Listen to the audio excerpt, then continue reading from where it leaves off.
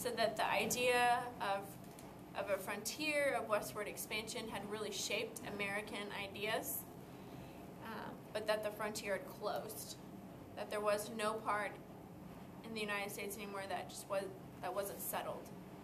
So America moved to the cities and everything went up to skyscrapers. Who made the first skyscraper?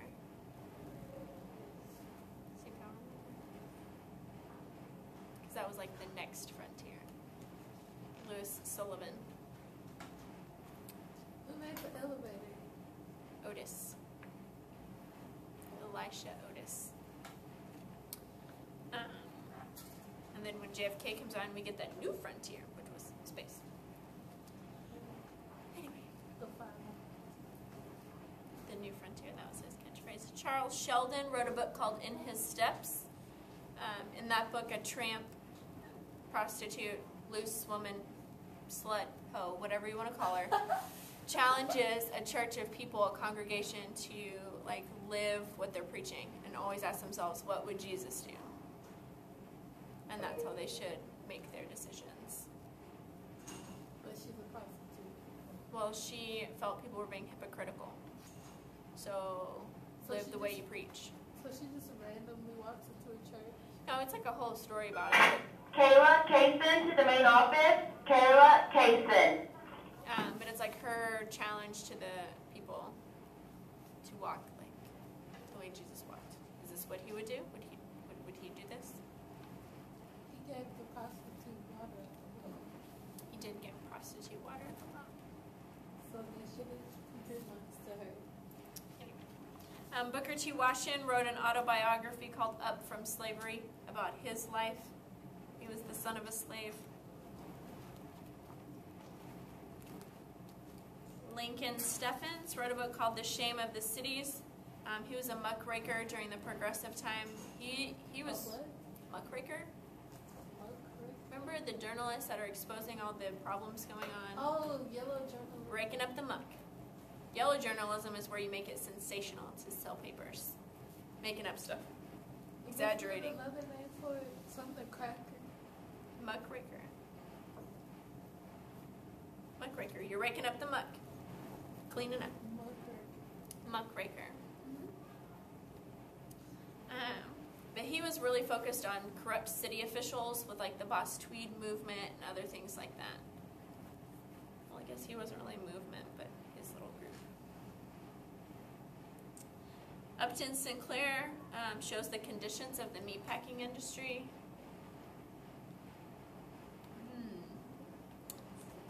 Tasty. You don't want a finger in your hot dog? Why did he write Upton Sinclair? The Shame of Cities? Just to expose all the corrupt stuff going on in the cities, like politics and government officials, and how people are being treated. This would go along the time when we were talking about how we have like the really, really rich people with like the robber barons and like the Carnegie time and Rockefeller and all. We have the really, really rich people, really high class, and we have the really poor people. And he was going in saying like, look, we have these two things. We have all these corrupt city officials. We need to clean up the city. So he was like Batman. No, he's not fighting crime like Batman. He did it with a pig. Oh my gosh. Batman was a pig. Charles Austin Beard wrote an economic interpretation of the Constitution, saying that the founding fathers wrote the Constitution for personal financial gain. That the reason Washington was like so well respected and was like the prominent one is because he had the most land, he had the most money. That it was based on financial need more than anything else.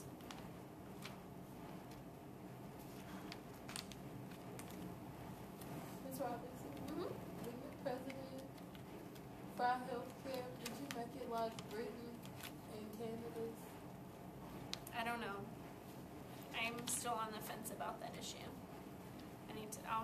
I'll have something better for you when I'm running. Yeah, because I'd rather pay for my health care with my taxes and just be like, oh, I got cut off, and they fix it. Instead of, oh, got cut off, what kind of insurance do you have?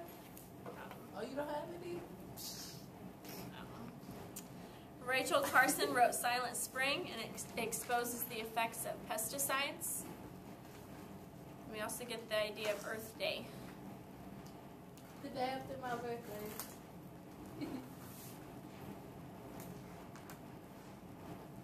About being more natural, less pesticides. If you look at the date, 1962, we got a lot of hippies, save the trees people. And Betty Friedan, the feminine mystique, we already kind of touched on that. Feminist equality with men, it's very revolutionary at the time. Second wave feminism. Are there any questions about any about the books, essays, writings? Okay. Speeches. George Washington, in his farewell address, warned against permanent alliances and political parties. Political parties will divide the country. Permanent alliances will get us involved in unnecessary wars and conflicts. World War I is a great example.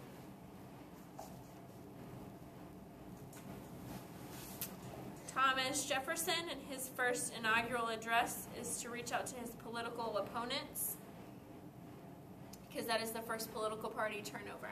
Washington and Adams were Federalists. Jefferson is an anti-Federalist, so it's the first party turnover. He's trying to reach out.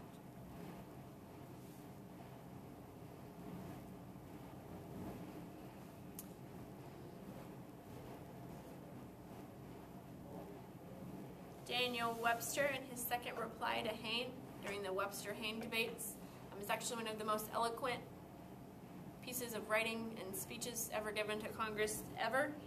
It's very nationalistic. He's the one who came up with the phrase originally that the government was made for the people, by the people, and answerable to the people. Lincoln will later take that and change it a little bit.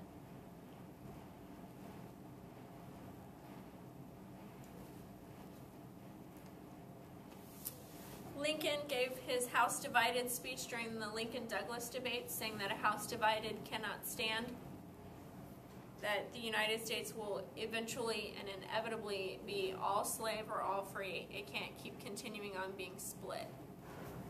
Eventually it's going to have to be all one way or the other.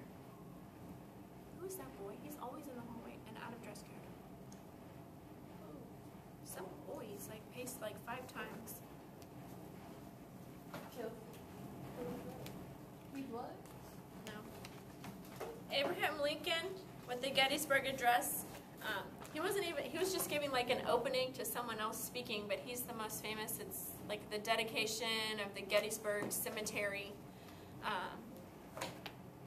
That's one that everyone quotes, 407 years ago, our forefathers, that, yeah. But the idea that the Civil War is trying to uphold the values and idea of liberty.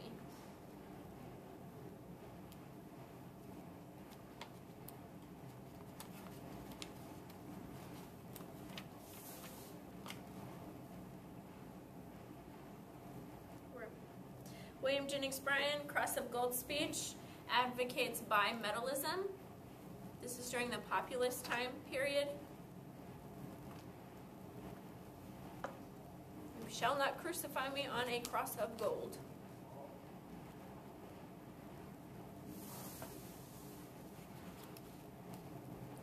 Woodrow Wilson, when asking for a declaration of war against Germany, says that the United States needs to make the world safe for democracy.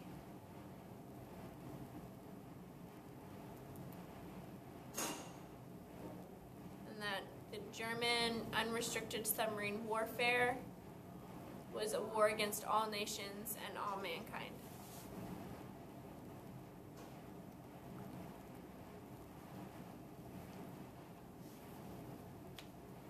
I wrote about that today. And what? Oh yeah, your test. Franklin Roosevelt, His first inaugural address declares a war on the Great Depression. Don't laugh. He's declaring a war on the Great Depression, and he's going to propose some ideas of his New Deal. I declare war on the Great Depression. That's why you will not be my speechwriter. Then the last speech, Martin Luther King, I Have a Dream, is against segregation and discrimination. That one day people will just be free to be as they want.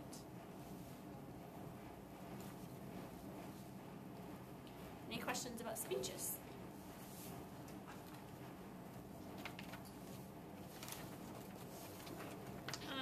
Let's go to page 25. We did not finish immigration last week, so we'll finish. And then go to the 250 things for the rest of our time. Okay. I think, did anyone, where did we stop? Did we talk about the Chinese Exclusion Act, no more Chinese at all? Huh? Okay. The gentleman's agreement, the United States is not happy that there are so many Japanese. Well, California is really not pleased that there's so many Japanese in their schools. So they come to an agreement that the United States will not prohibit immigration with an I, but Japan will not allow any more immigration with an E. The ones that are here can stay here, but that Japan will not allow any more to leave, to come.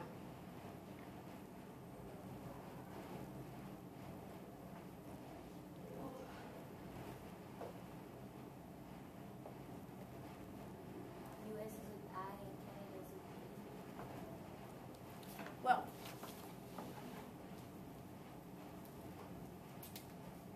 am I in it if I write? Okay. U.S. will not prohibit any more immigration. These are people coming in. But that Japan will not allow any more immigration, and these are people exiting Japan. That's how I would write it. And then if you're migrating, you're just kind of going around the same thing, like within the same borders. Like you can migrate within the United States. You can migrate within Canada if you're in Canada.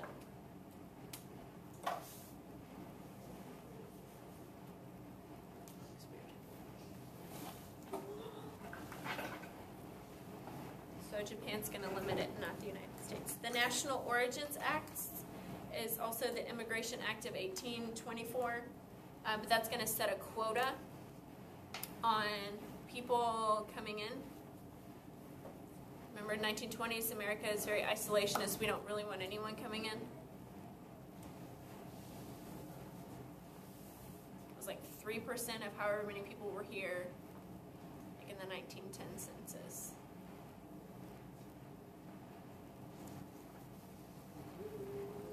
The Bracero program, that should actually be the 1930s and 40s, in which there could be temporary Mexican agricultural workers to make up for the wartime labor shortage. Is it, well, okay, when we're writing, if we mention something that we don't know, because I wrote about this, but I forgot the name, but I just wrote that we had to That's bring fine. Mexican